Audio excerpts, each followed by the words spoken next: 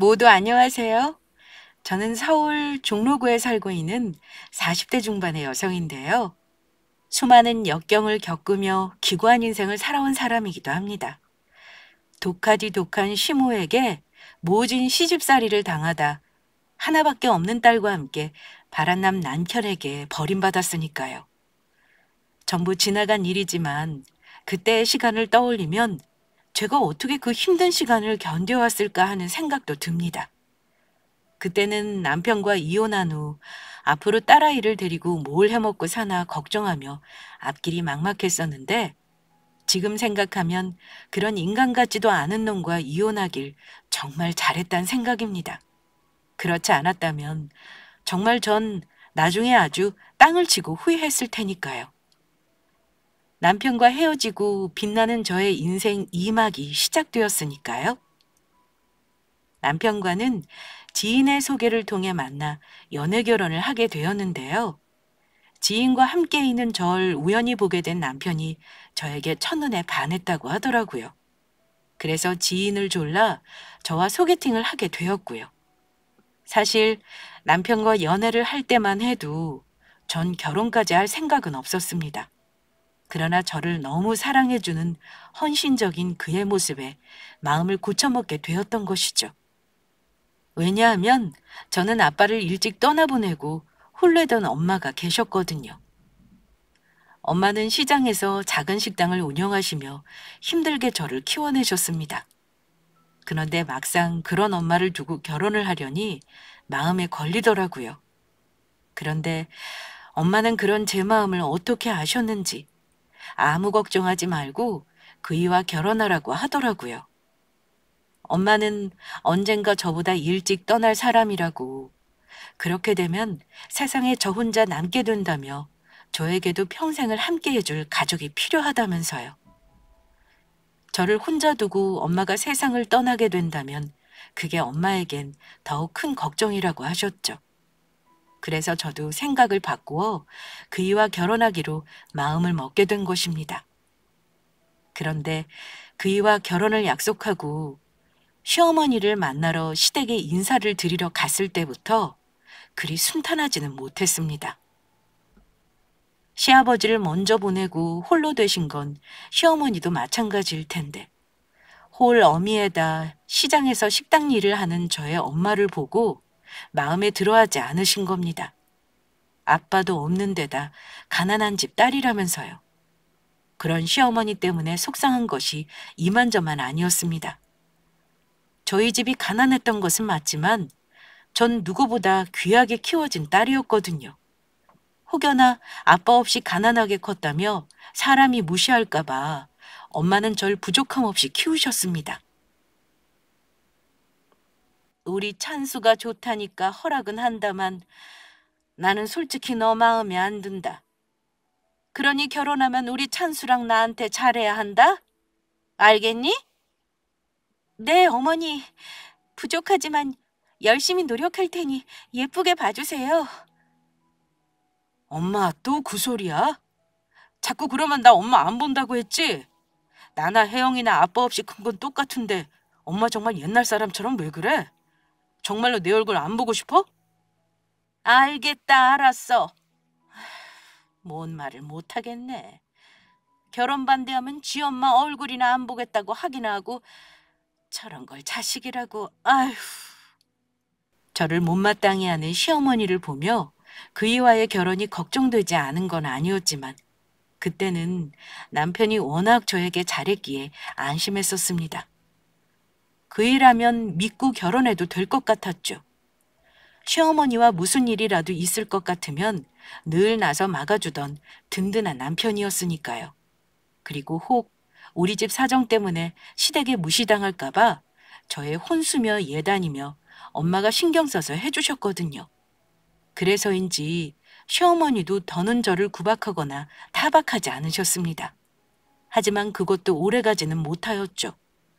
남편과 결혼 후 단 한 번도 오지 않았던 저희 신혼집에 시어머니께서 처음 오게 되었는데 저희 신혼집에 들어서자마자 한다는 소리가 엄마 어서 와. 오는데 고생 많았지? 어머니 오셨어요? 아유, 냄새. 이게 다 무슨 냄새니? 어머니 오신다고 어제부터 그 일랑 열심히 청소했는데 냄새라니요? 집안에서 웬 식당 반찬 냄새가 이리 진동하는지. 세아가, 너 혹시 너희 사돈댁 가게에서 반찬 얻어왔니? 아유, 지독해. 아우, 내 골치가 다 아프구나. 엄마 무슨 말이 그래? 처음으로 우리 신혼집에 와서 한다는 소리가 고작 그거야? 그리고 냄새는 무슨 냄새? 나는 하나도 안 나는데. 괜히 우리 혜영이한테 트집 잡으려고 그러는 거지? 앞으로 그럴 거면 우리 집에 찾아올 생각도 하지 마. 얘는 내가 뭐라 그랬다고 흥분해서 그러니? 알겠다. 앞으로는 그런 소리 안 하도록 조심하마. 그런데 너희는 같이 살아서 모르겠지만 나는 냄새를 안 난다고 할 수도 없고 나보고 어쩌라는 건지 모르겠다. 이젠 무서워서 무슨 말도 못하겠네. 시어머니가 저희 집에 방문한 것은 그날 딱 한 번뿐이었습니다. 이후에는 저희 집의 발길을 뚝 끊으셨죠. 그리고 저를 괴롭히는 시어머니에 대한 남편의 감시가 심해지자 시어머니는 남편이 없는 데서만 저를 괴롭히기 시작하더라고요. 어느 날 저를 시댁으로 부르시더라고요. 그때 저는 임신 초기라 무리하지 않도록 조심하던 때이기도 했습니다. 어머니, 갑자기 그게 무슨 말씀이세요? 집에 제사라니요? 나도 깜빡하고 있었는데 글쎄 오늘이 돌아가신 뒤 시할머니 제사지 뭐냐? 그러니까 내가 문자로 장 봐야 할 목록들 적어 보내줄 테니까 늦지 않도록 얼른 장 봐서 오도록 해라. 지금부터 준비하려면 시간이 촉박할 것 같구나. 찬수는 바쁠 테니까 괜히 일하는데 전화하지 말고 우리 둘이 알아서 잘 지내면 될 것 같다. 임신 초기라 조심해야 했지만 그 많은 제사 음식들을 시어머니 혼자 하게 할 수도 없고 저는 시어머니 말대로 급하게 장을 봐서 제사 음식을 준비하게 되었습니다. 그런데 시어머니는 제가 오자 갑자기 몸이 안 좋다며 저 혼자 그 많은 제사 음식을 만들게 하더라고요. 그래서 결국 저 혼자 시할머니 제사까지 지내고 집으로 오게 되었습니다. 늦은 밤 야근까지 하고 돌아온 남편은 시할머니 제사를 준비하느라 지쳐 누워있는 절 보며 걱정하며 묻더라고요. 그래서 시댁에 가 남편의 시할머니 제사를 지내고 왔다는 설명해 주었습니다. 뭐? 시할머니 제사라니? 우리 집 제사 같은 거 안 지내는데 그게 무슨 소리야? 그리고 할머니는 교회 다니셔서 당신 돌아가시고 제사 같은 거 지내지 말라고 신신당부하셨다고. 그게 무슨 소리야? 집에 제사가 없다니. 그러면 어머니께서 일부러 나 골탕 먹이려고 거짓말하셨단 소리야? 엄마 진짜 너무하네. 자기가 홀몸도 아니고 어떻게 거짓말까지 해서 그런 일을 시킬 수 있어? 내가 당장 엄마한테 다녀올 테니까 자기는 쉬고 있어. 이번만큼은 그냥 못 넘어가. 시어머니는 저한테 무슨 억까 심정인지 거짓말까지 해서 하지도 않아도 될 시집살이까지 시키신 겁니다. 그리고 남편이 이야기하면 그때뿐인지 시어머니는 계속해 저를 괴롭혔습니다. 일부러 배추를 많이 사 김장을 담그게 하는가 하면 사람들이 많은 앞에서 일부러 창피를 저 곤란하게 만들기까지 하였죠. 그때마다 남편이 저보다 더 화를 내며 막아줘 시어머니와 크게 싸운 적은 없지만 그때마다 시어머니와 점점 더 사이가 멀어졌던 건 사실이었습니다. 그리고 시어머니와 제가 기어이 사이가 틀어지는 사건이 벌어졌죠. 시어머니는 제가 아들이 아닌 딸을 낳았다고 아주 못마땅해 하셨는데 그게 어느 정도였냐면 딸아이가 태어난 날 꼴 보기 싫다며 아이 얼굴을 보러 오지 않을 정도였습니다. 그러던 어느 날 아이를 데리고 움직일 수 있는 시기가 되어 손녀 얼굴도 보여드릴 겸 전 친정엄마가 해준 김치를 싸고 시댁에 가게 되었습니다. 그런데 시어머니가 제 앞에서 차마 해선 안 될 행동을 한 것입니다. 어머니, 저희 엄마가 어머니 드시라고 김치를 해다 주셨어요. 좀 드셔보세요. 아들도 못 낳는 주제에 감히 여기가 어디라고 찾아와. 그리고 뭐 김치? 어디 시장 바닥에서 만든 더러운 김치를 나보고 먹으라는 거야? 이 쓰레기들 전부 버릴 거다. 시어머니는 제가 보는 앞에서 음식 쓰레기 봉투를 꺼내 친정엄마가 해준 김치들을 버리기 시작했습니다. 그 모습에 저도 더는 참을 수가 없었죠. 어머니, 지금 이게 뭐 하시는 짓이에요? 우리 엄마가 얼마나 힘들게 만든 김치인데요. 드시기 싫으면 드시지 마세요. 제가 전부 가지고 가서 다 먹을 테니까. 그리고 딸이 뭐가 어때서요? 요즘에는 아들보다 딸들이 더 효도 많이 하거든요. 어머니 분명히 나중에 저한테 하신지 전부 후회하게 되실 거예요. 두고 보시라고요. 그래, 어디 한번 해봐라. 그러는 사람 치고 무서운 사람 하나 없더라. 너야말로 당장 내 집에서 나가. 저는 시어머니가 음식 쓰레기 봉투에 담은 엄마 김치까지 전부 들고 시댁을 나왔습니다. 그리고 시어머니가 음식 쓰레기 봉투에 버린 저희 엄마 김치까지 김치통에 담아 다시 잘 정리했습니다. 그날 저녁, 전 저희 엄마가 만든 김치로 저녁을 먹으며 서러워 울었습니다. 시댁에 가져다 주려며 바쁘신 와중에 새벽에 일어나 잠도 줄이며 만드신 귀한 김치인데 저 때문에 이런 대접을 받는다는 게 속상하고 엄마에게 미안해 눈물이 나더라고요. 그리고 뒤늦게 퇴근한 남편은 혼자 울며 엄마 김치에 밥을 먹고 있는 저를 보며 놀라고 말았습니다. 여보, 왜 그래? 무슨 일이야? 오늘 수연이랑 엄마 집에 다녀온다더니 무슨 일이 있었던 거야? 그게 그러니까 제 이야기를 듣던 남편은 시어머니에게 연락을 했습니다. 앞으로는 저희 가족이 시댁에 갈 일은 없을 거라며 시어머니 혼자 잘 살아보라고요. 다시는 서로 얼굴 보고 살지 말자고 그렇게 말하더군요. 그러자 시어머니는 하나밖에 없는 아들의 얼굴 보고 살지 말자는 그 이야기가 무서웠는지 바로 찾아와 바로 저에게 용서를 구했습니다. 다음부터는 절대 그러지 않겠다고 잘못했다면서 맹세까지 하더라고요. 그날 마지못해 시어머니의 용서를 해준 것은 사실이지만 그 이후 저도 시어머니에 대한 마음을 아예 놓아버렸습니다. 시어머니와 대면대면한 사이가 된 것입니다.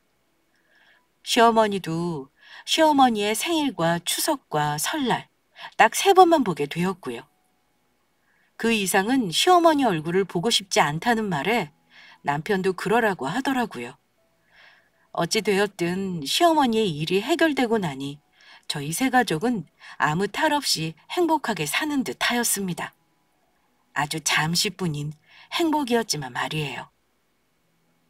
그러나 몇 년 후, 전 제 인생에서 2번 다시 없을 크나큰 배신이 당하게 되었습니다. 그것도 같이 한 이불을 덮고 살던 저희 남편에게서요. 딸아이가 초등학교에 들어갈 무렵 다정하기만 했던 남편은 다른 사람처럼 변해버린 것입니다. 저를 무시하며 막대하기 시작한 거죠. 게을러 빠져서는 매일 집에서 아무것도 안 하고 빈둥빈둥 놀기나 하고 당신도 좀 꾸미고 다니고 그래. 맨날 구질구질하게 같은 옷만 입고 다니지 말고 집안 살림하며 수연이 돌보랴 당신 뒷바라지 하랴 내가 그럴 시간이 어디 있어. 나는 뭐 좋아서 매일 같은 옷 입고 다니는 줄 알아? 나도 예쁘게 꾸미고 좋은 옷 입고 싶다고. 그래도 우리 가족 위해서 참고 사는 거라고. 내가 열심히 살고 아끼고 살아서 그 덕에 우리 아파트도 장만하고 한 거야. 웃기고 있네. 귀찮고 게을러서 그런 거지 핑계는. 솔직히 내 월급이 적은 것도 아니고 요즘 여자들은 그런다며. 남편 회사 보내고 지들은 친구들이랑 만나 맛있는 거 먹으러 다니고 백화점 가서 펑펑 돈이나 쓰고 다닌다고 하더라. 너도 그러는 거 아니냐? 아니면 혹시 나 몰래 친정에 돈 보내주고 있는 거 아니야? 정 그렇게 불만이면 괜한 의심하지 말고 당신이 어디 살림해봐. 내가 밖에서 돈 벌어올 테니까. 당신이 벌어오는 돈으로 우리 세 가족 살림하기도 빠듯해. 당신이 무슨 능력으로 밖에 나가 돈을 벌어. 그럴 능력은 되고? 당신처럼 다 늙어 능력 없는 아줌마를 누가 써준다고. 저와 딸아이밖에 모르던 남편의 갑작스레 변한 모습은 너무하다는 생각이 들 정도였습니다. 너무나 충격적이라 딸아이 몰래 혼자 울기도 했었죠. 그래도 참고 기다리려 했습니다. 그러면 남편도 예전에 좋은 남편으로 딸아이의 아빠로 돌아와 줄 거라 믿었습니다. 자식이라도 없다면 어쩌면 정말 갈라설 고민을 했을지도 모르겠지만 자식이 있으니 참을 수밖에 없게 되더라고요. 그런데 얼마 지나지 않아 남편 놈이 그렇게 딴 사람처럼 변해버린 이유를 알게 되었죠. 남편이 저 몰래 바람을 피우고 있었던 것입니다. 남편의 행동이 이상해 의심하던 중이었는데 그이가 퇴근하고 씻으러 욕실에 들어간 사이 문자가 와서 우연히 확인하게 되었던 것입니다. 문자는 다름 아닌 남편과 바람난 상간녀에게 온 것이었습니다. 저는 남편의 핸드폰 비밀번호를 알고 있었기에 바로 그 자리에서 풀어 그동안 남편이 상간녀와 주고받은 문자와 사진들을 확인할 수 있었고 저희 부부는 그날 한바탕 싸움을 벌였습니다. 하지만 바람 피운 사실을 들킨 남편은 저에게 미안해하기는커녕 제 앞에 아주 당당했습니다. 그날 남편은 짐을 싸 바로 시댁으로 가버렸습니다. 도리어 바람 피운 게 저한테 들통이나 아주 잘 되었단 사람처럼요. 그리고 바로 시어머니한테서 연락이 오더라고요.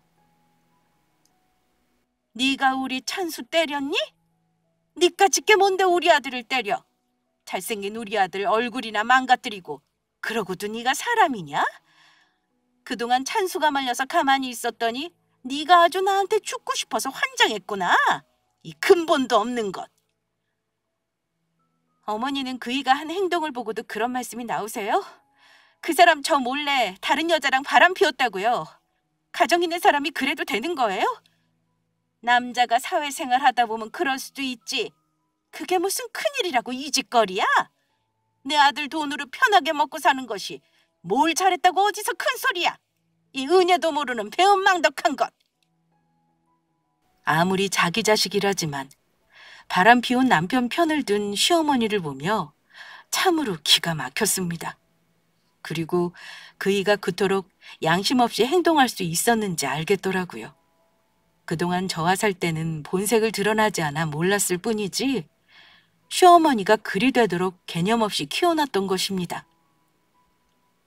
그런데 얼마 지나지 않아 전 더 어이없는 사실을 알게 되었습니다. 시어머니가 그토록 남편의 편을 든 이유가 있더라고요. 남편이 소개해 시어머니는 이미 저 몰래 상간녀와 인사까지 나눈 사이였던 것입니다. 시어머니는 일부러 저의 화를 돋구려고 하는 건지 그 사실을 직접 저에게 전화해 알려주기까지 하더라고요. 남편과 바람을 피우는 상간녀는 제법 장사가 잘 되는 식당을 운영하고 있었던지 남편이 돈 잘 버는 여자를 만난다고 아주 좋아했습니다. 저희 엄마가 식당을 한다고 했을 때는 무시하더니 매우 다른 반응이었죠. 그 상간녀를 제 앞에서 추켜 세우기까지 했으니까요. 집에서 남편이 벌어다 준 돈이나 쓰며 살림이다 하던 네가 뭘 알겠냐만. 지금 찬수가 만나는 여자는 너랑은 아주 딴판이더구나. 성공한 사람이라 그런지 몰라도 나한테 거금 100만 원을 용돈 쓰라며 주더구나. 비싼 물건도 아무렇지 않게 턱턱 선물해주고 아주 통이 큰 게 싹싹하니 마음에 들어. 어머니, 지금 그 여자랑 만나기까지 하신 거예요? 그이랑 바람난 여자를요? 그래, 만났다. 우리 아들이 좋아하는 여자라는데 내가 좀 만나면 안 되니? 그이나 어머니나 정말 뻔뻔하시네요. 하다못해 짐승들도 어머니나 그이처럼은 안 굴 거라고요. 뭐? 지금 짐승이라고 했니? 네, 짐승이라고 했습니다. 그이랑 어머니가 하시는 행동이 딱 수준이라 그렇게 말씀드렸어요. 왜요? 정 그렇게 싫으면 네가 우리 아들을 떠나면 되는 거 아니냐? 너희들 당장 갈라서란 소리다. 나도 네 목소리 듣는 거 아주 징그러우니까 너 만날 때마다 네 몸에서 나는 싸구려 식당 반찬 때문에 아주 코가 썩는 것 같아. 그리고 시어머니와 전화를 끊은 그날 저녁, 남편에게 한 통의 문자가 왔습니다. 우리 이혼하자. 이혼 서류 준비할 테니 조만간 만나서 도장 찍자. 그리고 우리 효진이 만나니까 알겠더라. 너같이 집에서 아무것도 안 하고 빈둥빈둥 노는 여자보다 일하는 능력 있는 여자가 얼마나 멋있고 매력적인지. 그동안이야 아이와 남편을 보고 참고 살았다지만 남편이 바람을 피운 걸 알게 된 마당에 제 입장에서 우리 두 사람의 이혼은 아주 당연한 것이었습니다. 하지만 제가 그동안 남편과 시어머니의 행동을 보고도 참고 넘어갔던 이유는 바로 증거를 모으기 위해서였죠. 뻔뻔한 남편 자식은 저와 합의 이혼을 꿈꾸나 본데 절대 그렇게 그놈이 원하는 대로 해줄 수 없는 것이었습니다. 잘못을 했으면 그에 따른 대가를 치르는 것이 맞는 것이었죠. 그래서 전 남편에게 법적으로 소송을 걸어 이혼을 하고 남편과 이혼녀에게 위자료까지 제대로 톡톡히 받아낼 생각이었습니다. 그런데 이미 시어머니와 남편이 저에게 했던 말들과 통화 내용을 핸드폰으로 저장해두어 증거는 차고 넘쳤지만 확실한 증거를 찾게 될 기회가 생겼습니다. 시댁에 남편과 상간녀가 같이 있다는 소식이었죠. 시댁 동네 근처에 제 친구가 살고 있었는데 저희 시댁으로 남편과 어떤 여자가 들어가는 모습을 우연히 보게 되었다는 것입니다. 시댁의 남편과 찾아갈 여자는 상간녀밖에 없었고 그 소식에 저는 바로 시댁으로 달려갔습니다. 증거를 찾기 위해서도 있었지만 아직 이혼도 하지 않는 저를 두고 남편이 상간녀를 시댁에 데리고 갔단 소리에 머리 끝까지 화가 났었습니다. 그리고 저의 벨소리에 문을 열어둔 시어머니를 지나쳐 거실로 가보니 상간녀와 웃으며 과일을 먹고 있는 남편의 면상이 보이더라고요. 저는 남편의 면상을 보자마자 바로 그이와 상간녀에게 달려들었죠. 이 개만도 못한 것들아! 그리고 남편을 집중적으로 패주었습니다. 그러자 시어머니와 상간녀는 저를 말리며 때리더라고요. 그래서 저도 지지 않고 시모와 상간녀에게 뺨까지 차례대로 갈겨주었습니다. 몸싸움이 끝난 뒤 어느 정도 상황이 정리되자 상간녀가 저를 향해 아주 당당하게 이야기하더군요. 저 그이 많이 사랑해요. 그러니까 이만 물러나 주시죠. 나도 너 같은 며느리 필요 없다. 아빠 없이 자라서 그런가 아주 배워먹지 못한 것이 무식해서는 어디 감히 시어머니한테 손찌검을 해? 내가 너라면 아주 징글징글해.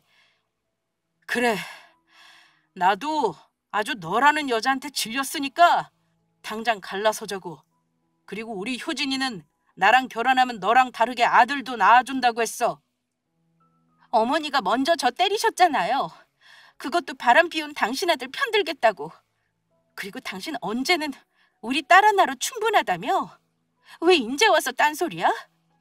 하긴 그렇게 줏대가 없으니까 바람까지 피웠겠지.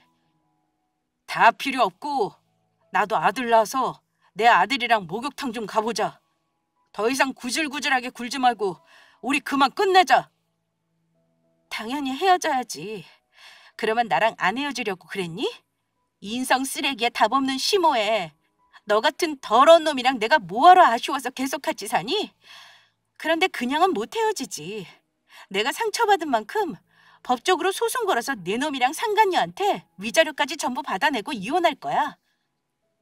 남편을 향해 말을 마친 저는 상간녀에게도 한마디 해주었죠. 지금 아무리 시어머니와 남편에게 잘한다고 해도 시어머니에게 선물 공세까지 하며 다 늙은 중년 남자에게 붙어있는 여자라니 그 의도야 뻔한 것이니까요. 그리고 너 정신 차리는 게 좋을 거야. 이 볼 것 없는 놈한테 뭐라도 떨어질 거 있나 해서 붙어있나 본데 이놈 생각보다 가진 돈도 별로 없거든? 그나마 나랑 살아서 이만큼 살 수 있었던 거라고. 제가 무슨 돈 보고 그이 만난 줄 아세요? 돈이라면 저도 있어요. 저 그이 진심으로 사랑한다고요. 독한 것이 그냥 헤어질 생각 안 하고 끝까지 우리 아들 베껴 먹으려고? 시장에서 식당이나 하는 지 엄마 닮아서 그런지 천박하기 짝이 없어. 천박한 건 바로 당신들이겠지. 얼마나 개념 없고 무식하면 바람 피운 아들 편이나 들고 당당히 하는 그 아들놈이나 애미나 아주 똑같이 천박해. 나야말로 더러운 너희 같은 것들이랑 상종하기 싫어서 이만 꺼져줄 테니까 어디 얼마나 잘 먹고 잘 사는지 두고 보자. 하지만 더 경악스러웠던 것은 시댁의 현관문을 열고 나가려는 나를 향해 이야기하는 남편 자식의 말이었습니다. 아, 그리고 수연이는 당신이 데려가서 키워. 나는 수연이 데리고 살 마음 없으니까. 나 재혼하게 되면 새 살림 차려야 하는데 우리 새로운 가정에 이혼한 전초딸이랑 같이 살 수는 없잖아? 나 우리 효진이랑 새롭게 다시 시작하고 싶다고. 안 그래도 우리 딸 내가 데려가려고 그랬다. 소중한 우리 수연이 너 같은 쓰레기놈한테 절대 맡길 수 없으니까. 네 놈한테 맡겼다가 우리 수연이 인생까지 망치려고? 너 같은 놈은 우리 수연이 아빠 될 자격도 없어. 우리 수연이를 당신 딸로 두기에는 아깝다고. 결국 전 남편과 이혼을 하게 되었고 위자료와 재산 분할까지 전부 받아냈습니다. 그리고 딸아이의 손을 잡고 엄마가 있는 친정으로 가게 되었습니다. 그런 절 보며 엄마는 제 손을 잡더니 한동안 말없이 저를 꼭 안아주었습니다. 그런 엄마 품에서 저는 펑펑 울었죠. 아무 걱정하지 마. 내가 우리 딸이랑 손이 하나 못 먹여 살릴까 봐? 엄마 식당 제법 장사도 잘 된다? 그러니까 앞으로 우리 힘내서 살아보자. 엄마. 그 후 저는 엄마 밑에서 식당 일을 도우며 일을 배우기 시작했습니다. 딸아이를 위해서라도 악착같이 살아야겠다는 생각뿐이었죠.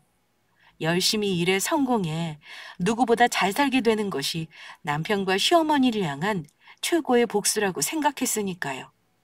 그런 놈을 만나 결혼을 하게 된 것은 인생에서 가장 후회되는 일이지만 하나밖에 없는 예쁜 딸아이를 낳게 된 것은 인생에 둘도 없는 선물이란 생각이었기에 과거를 생각하며 후회하기보다 앞을 보며 열심히 살아보기로 한 것입니다. 그렇게 6년이란 시간이 흘렀고 갖은 고생 끝에 저는 성공이란 것을 손에 쥘 수 있었습니다. 전 유명 인사들까지 찾아와 밥을 먹는 고급 한정식 집의 대표가 되어 있었으니까요. 다행히 엄마 식당 일은 제 적성에 맞았고 손마디가 굵어지며 억세졌지만 엄마와 함께하니 힘들다는 생각도 전혀 들지 않았습니다. 딸아이도 곁에서 제가 고생하는 것을 보고 자라서인지 말썽 없이 잘 커주었고요. 엄마는 김치를 정말 맛있게 잘 담그셨는데 맛있다는 소문이 나서인지 간혹 식당으로 김치를 사러 오시는 손님들이 계셨습니다. 그것을 보고 저는 엄마에게 김치를 만들어 본격적으로 팔아보자고 권유를 했고 엄마 식당에서 김치를 팔며 장사를 하다 인터넷 판매까지 하게 되었죠. 그러다 나중에는 가게를 넓혀 김치를 만드는 직원까지 두게 되었고 잘 사는 사모님들까지 저희 가게로 직접 찾아와 김치를 주문하게 되었습니다. 저한테 그런 사업수단이 있는지 몰랐지만 엄마와 저는 점점 더 큰 돈을 만지며 번 돈이 감당할 수 없을 정도가 되었습니다. 그리고 결국 엄마와 저는 꿈을 이루게 되었죠. 나중에 큰 식당을 여는 게 꿈이었는데 열심히 김치와 음식들을 연구해 엄마와 그동안 모아둔 돈으로 김치를 모티브로 한 고급 한정식 집을 열게 된 것입니다. 저희 집 가게 상호를 직접 밝힐 수는 없지만 저와 엄마는 그간의 고생을 보상받듯 큰 성공을 이루게 되었습니다. 고객님들이 가장 좋아하시는 메뉴 중에 하나는 식사 마지막에 나오는 김치말이 국수였는데 엄마가 시장에서 식당을 할 때부터 잘 나가던 인기 메뉴를 고급화시킨 버전이었습니다. 이렇게 말하면 웃기지만 남편이 바람 피워 이혼한 덕에 이루게 된 성공이기도 했습니다. 그런 쓰레기 놈이 더 늦기 전에 본색을 드러내주어 아주 고맙다는 마음이 들 정도였으니까요. 그리고 더는 과거의 시모와 남편 일을 떠올려도 아무렇지 않게 되었습니다. 그런데 어느 날 그런 과거 일을 떠올리게 되는 사건이 저에게 벌어지고 말았습니다. 아니, 더욱 정확히 말하자면 생각지도 못하게 제가 당했던 일에 대해 제대로 된 복수를 할 기회가 생기고 만 것입니다. 바쁘던 식당 일이 더욱 바빠지며 새로운 직원을 뽑게 되었는데 저희 가게가 다른 곳보다 대우가 좋다 보니 소문이나 다른 곳에 비해 지원자가 많은 편이었습니다. 물론 그중에는 저희 식당 일을 배우고 싶어 찾아오는 사람들도 있었지만요. 그래서 이번에는 설거지 파트 직원이 모자라 뽑게 되는 자리였습니다. 저는 김치를 담그다 지원한 면접자들의 면접을 보기 위해 위생복에서 평상복으로 옷을 급하게 갈아입고 면접 장소인 가게 사무실로 향하고 있었습니다. 그런데 등 뒤에서 누군가가 저를 붙잡는 것이었습니다. 그리고 거기서 아주 오래전에 본 낯익은 인물과 마주치게 된 것이죠. 그 사람은 다름 아닌 예전 시어머니였습니다. 예전 시모는 저를 보자 아주 반갑다는 듯이 웃고 있더라고요. 네가 여기 웬일이니? 나도 이 식당에 지원했는데 너도 여기 일자리 구하러 온 거냐? 이렇게라도 다시 보니 정말 반갑다. 그동안 잘 지냈던 거니? 상간녀가 자기 호강시켜 줄 거라며 저를 비웃으며 큰 소리를 치더니 오랜만에 보게 된 예전 시모의 행색은 남루하기 짝이 없었죠. 어쩜 내 주제나 네 주제나 이렇게 똑같니? 너도 결국 우리 아들이랑 이혼하고 고생하며 살았나 보구나? 너 떠나고 나랑 찬수도 얼마나 고생했는지 모른다. 아이 글쎄 그년이 알고 보니 사기꾼 년이었지 뭐냐? 음식점 한다는 것도 다 뻥이었고 새롭게 단장해서 큰 식당 연다면서 우리 아들한테 돈을 빌려가더니 그대로 튀었지 뭐니. 나중에 크게 이자까지 쳐줘서 갚겠다는 말에 빚까지 내서 빌려줬는데 그 일로 아들놈 회사로 빚쟁이들까지 찾아오는 바람에 직장에서도 쫓겨나고 살던 집까지 빼앗겨서 나랑 찬수랑 고생이 이만저만이 아니었다. 그래서 나는 식당 나가고 창수는 요즘 공사장 일용직으로 나가 빚 갚으며 근근히 먹고 살고 있어. 여기 식당 사장이 젊은 여자라고 하는데 월급도 많이 주고 복지도 좋다고 해서 지원하러 온 거다. 그동안 다른 식당에서 일했었는데 얼마나 바쁜지 어디 쉴 틈이 있어야지. 아주 조금만 쉬려고 하면 사장놈이 얼마나 닥달하든지. 그나저나 수연이는 잘 지내니? 지금이면 많이 컸겠다. 지금까지 연락 한 번 없다가 우리 딸 안부는 갑자기 왜 물으시죠? 그리고 우리 엄마 식당 한다고 무시하셨던 분이 지금 식당 일 하겠다고 면접 보러 오신 건가요? 정말 뜻밖이네요. 아무리 그래도 내 손녀인데 내가 그동안 안 보고 싶었겠니? 아들놈도 가끔 수연이 보고 싶다고 말하고. 그리고 얘는 비교할 걸 비교해라. 사돈댁이 하던 그 구닥다리 허름한 작은 식당이랑 여기가 비교가 되니? 같은 음식점이라도 급이 있는 거다, 급이. 급 같은 소리 좋아하시네. 아줌마, 여기가 어딘 줄 알면 깜짝 놀라시겠어요?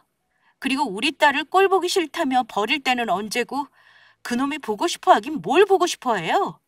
그러는 놈이 지금까지 양육비 한 푼을 안 보내요?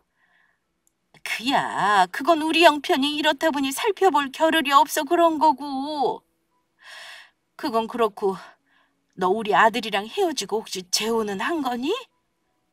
보나마나 네 주제에 데려가는 남자도 없을 테고 아직 혼자일 것 같은데 내 말이 맞지? 내가 혼자든 마든 그쪽이 무슨 상관인데요? 그쪽이라니 우리 사이가 어찌 될지 알고 그렇게 말하니? 아직 혼자면 우리 아들이랑 다시 잘해보는 건 어떻겠니? 너도 이혼하고 우리랑 처지도 비슷한 것 같은데 아니 네 주제에 어디 우리 아들보다 잘난 놈을 만날 수나 있겠어? 네가 먼저 잘못했다고 집으로 기어들어오면 우리 찬수도 모르는 척 받아줄 거다. 그러게 그때 우리 아들이 바람 펴도 좀 참고 기다려주지. 뭔 성미가 급해서 이혼해가지고 너도 고생이냐. 지복 지가 찬 거지. 이 아줌마가 아직도 정신을 못 차렸네. 내가 대가리에 총 맞았냐? 너 같은 거지 같은 아들놈이랑 다시 시작하게? 그것도 바람까지 피워서 가정까지 파탄낸 쓰레기 놈에 아줌마같이 정신 나간 여자가 시모로 있는 집에? 아줌마, 제발 정신 차리세요. 지금 이 상황에 그런 소리 하면 사람들이 아줌마 미친 줄 알아요. 실성한 줄 안다고. 뭐, 실성? 불쌍해서 내가 네 딸년이랑 같이 받아주려고 했더니 어디 주제도 모르고 그따위 말을 해?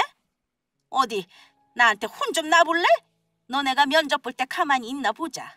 여기 사장님한테 말해서 니년이 내 며느리였는데 하도 싸가지 없고 싹수가 노래서 우리 아들한테 이혼당한 거라고 면접에서 떨어뜨리라고 말해줄 테니까 어디 두고 보자고. 어머, 그러세요? 어디 해볼 수 있으면 한번 해보세요. 아줌마가 여기 음식점에서 대표한테 면접이나 볼 기회나 있을지 모르겠네요. 이 잡것이 아주 보자 하니까. 제 말에 광분한 예전 시모는 두 손을 걷더니 저에게 달려들려고 했습니다. 하지만 그 전에 제지당하고 말았죠. 바로 제 옆에 있던 저희 직원한테요. 그리곤 저희 직원이 하는 말에 놀라 말까지 더듬거리더라고요. 오늘 저희 식당에 면접 보러 오신 분 같은데 아까부터 저희 대표님께 뭐 하시는 짓입니까? 대표라니 그게 무슨 말씀이세요? 아까부터 아줌마가 저희 대표님께 며느리 어쩌고 저쩌고 하며 계속 예의 없게 굴고 계시지 않습니까? 그게 무슨 소리인가요? 저희 며느리 보고 대표님이라니. 그러면 애미 네가 여기 사장이라는 소리니? 그래, 내가 여기 대표다. 우리 엄마랑 같이 연 엄마랑 내 식당이다. 어쩔래? 그것도 모르고 뭐? 우리 엄마 식당이랑 여기는 급이 달라? 내가 싹수가 노래서 이혼을 당한 거라고 사장한테 말해 면접에서 떨어뜨리게 할 거야? 그런데 이걸 어쩌나? 여기 대표가 바로 나인데 당신 우리 엄마가 만든 김치 더럽다면서 내가 보는 앞에서 음식 쓰레기 봉투에 버렸었지? 그래놓고 감히 그런 우리 엄마랑 내 식당에 면접을 보러 와? 우리 엄마랑 나랑 당신이 음식 쓰레기 봉투에 버린 그 김치로 이렇게 성공했어. 이혼한 지가 언제인데 누구 보고 애미야. 든든기 더럽게. 그러니까 그게 애미야. 내가 나쁜 뜻으로 한 소리가 아니고 그냥 여기 음식점이 너무 좋다 보니까 그렇게 말한 거다. 그러니 제발 오해하지 말아다오. 대표님, 지원자들 다 모였습니다. 그러니 저런 이상한 사람은 신경 쓰지 말고 어서 가시죠. 큰 대표님께서 기다리십니다. 다른 직원들한테 말해서 식당에 이상한 사람 들어왔으니 바로 쫓아내라고 하겠습니다. 아가, 안 된다. 이렇게 무릎 꿇고 빌 테니 제발 나 여기서 일 좀 하게 해다오. 네가 시키는 건 뭐든지 하마. 네 신발이라도 핥으라면 핥으마. 사실 전 식당에서 일 못한다고 잘려서 나 여기 아니면 갈 곳도 없어. 아는 사람 좋다는 게 뭐니. 그러니 제발 한 번만 차비를 베풀어다오. 큰 대표라고 하는 사람이 사부인한테 잘 좀 말해서 제발 나 좀 써주면 안 되겠니? 저를 붙잡고 매달리는 예전 시모를 향해 저는 마지막이 될 한마디를 해주었습니다. 자비 같은 소리하고 앉아있네. 됐고요, 아줌마. 오늘 내 식당으로 면접 보러 왔다고 했죠? 그러면 두고 볼 것도 없이 바로 그 결과를 말씀드릴게요. 김순덕 씨, 오늘 면접에서 탈락하셨습니다. 그러니 앞으로 우리 다시 보지 말자고요. 아시겠어요? 최 실장님, 이 이상한 아줌마 바로 내쫓아주세요. 다시는 식당에 얼씬도 못하게 부탁드려요. 예, 대표님, 알겠습니다. 아이고, 저렇게 내 며느리가 성공할 줄도 모르고 내가 내 복을 찾네.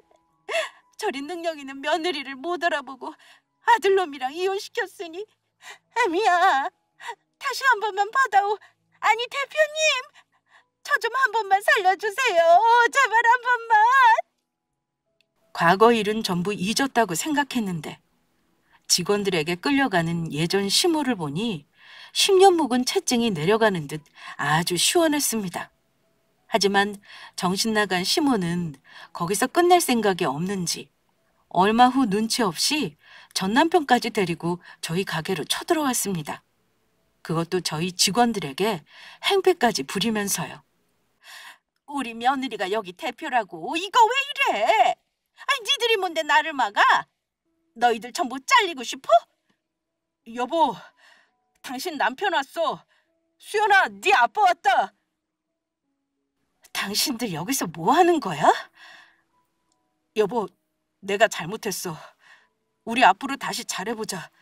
당신 이렇게 잘 될 줄 알았으면 나 그런 이상한 여자랑 바람 같은 거 안 피웠다고. 그래, 애미야. 어차피 너도 혼자고 우리 찬수도 혼자니 서로 다시 잘해보자꾸나. 아이도 있는데 수연이를 생각해서라도 네가 이래선 안 되지 않니? 네 딸을 아빠 없는 아이로 키우고 싶어? 엄마 말이 맞아. 여보, 우리 수연이 생각해서라도 제발 우리 다시 시작하자. 그걸 아는 인간들이 나한테 그랬니? 바람난 상간녀 편들어주다가 쫄딱 망한 주제에 감히 어딜 찾아와서 행패야? 그런데 그때 우렁찬 목소리가 들려왔습니다. 예전 시모와 전 남편의 소란에 바로 저희 엄마가 나타난 것입니다. 이것들이 지금 우리 딸한테 뭐 하는 짓이야? 귀한 우리 딸이랑 소녀까지 버리고 울게 만들 때는 언제고 뻔뻔하게 여기서 어디라고 찾아와? 사부인 그러지 마시고 애미도 혼자니 우리 아들이랑 다시 시작할 수 있게 부탁 좀 드려요. 네, 장모님. 그러지 마시고 저 수연이 엄마랑 다시 시작할 수 있도록 잘 부탁드립니다. 저 아직 수연 엄마 사랑합니다. 아직 이 사람 못 잊었다고요. 우리 잘난 딸이 뭐가 아쉬워서 너희같이 글러먹은 것들이랑 다시 인연을 맺어? 우리 딸 이혼했어도 여기저기서 며느리 삼고 싶다고 서로 소개시켜달라고 아주 난리인데 주제도 모르고 감히 누굴 넘봐? 내 딸은 세상에서 제일 귀한 내 목숨보다 소중한 하나밖에 없는 보물이라고. 알아 이것들아? 니들이 오늘 아주 잘 만났다. 내가 아주 니들 다시 만날 날을 벼르고 있었는데 니들도 우리 딸 눈물 흘린 만큼 아주 어디 짠내나게 다시 당해봐. 엄마는 그렇게 말하며 손에 들고 있던 배추를 절여놨던 소금물이 든 양동이를 시모와 남편에게 끼얹어 버렸습니다. 니들이 그런 귀한 딸은 똥물에 빠지게 하겠냐? 이 썩은 내 나는 똥물도 아까운 것들아. 에라 이거나 처먹어라. 예전 시모와 전 남편은 홀딱 젖은 채 직원들에게 끌려 쫓겨났습니다. 그리고 다시 한번 찾아왔다가는 영업방해를 신고하겠다는 엄마의 말에 겁을 먹었는지 그 뒤로는 찾아오지 않더라고요. 다음에 다시 찾아올 때는 엄마가 태양 쪽 고춧가루를 섞은 물을 끼얹어 버릴 거라고 했거든요. 엄마가 그렇게 직접 예전 시모와 전 남편을 혼내주자 얼마나 든든했는지 모릅니다. 그동안 쌓였던 오랜 서름까지 전부 씻겨나가는 듯 했죠. 시모와 남편이 떠난 후 얼마 지나지 않아 남편의 아는 지인을 통해 들은 소식에 의하며 저희 엄마한테 그렇게 혼이 나고 갔던 시모와 남편은 서로 된통 싸웠다고 합니다. 서로 잘 못해서 돈 잘 버는 성공한 며느리를 놓쳤다고요. 그렇다고 따로 떨어져 살 형편도 안 되니 월세로 사는 반지하에서 남남처럼 지내고 있다고 합니다. 악하게 살다 결국 본인 인생을 최악으로 몰고 간 두 사람이었죠. 초등학생이던 딸아이는 이젠 중학생이 되어 고생한 엄마 호강시켜주겠다며 열심히 공부하고 있습니다. 그런데 영 공부에는 소질이 없는지 성적이 노력한 것에 비해 나오지 않더라고요. 그런데 그게 뭐 중요하겠어요? 딸아이가 건강하게 자라 행복하게 살아주면 저는 더 바랄 것이 없습니다. 딸아이가 저를 닮아 음식에 소질이 있는 것 같은데 바라는 것이 있다면 나중에 음식 공부를 해 유명한 요리사가 되었으면 좋겠습니다. 아니면 저와 엄마의 가게를 물려받아도 좋고요. 하지만 강요는 하지 않으려고 합니다. 딸아이에게도 딸아이의 인생이 있으니 딸아이의 길을 곁에서 지켜보며 응원해 주려고 해요.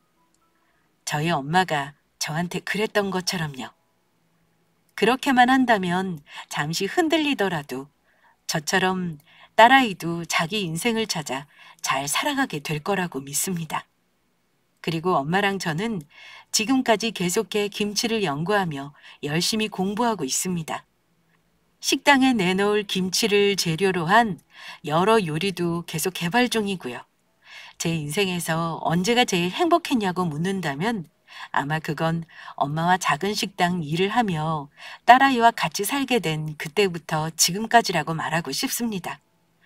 제게 소망이 있다면 앞으로도 지금처럼 부디 저희 세 식구 변치 않고 행복하게 살았으면 하는 바람입니다. 앞으로도 부끄럽지 않은 엄마의 딸로 그리고 한 아이의 엄마로서 잘 살아가도록 하겠습니다. 감사합니다.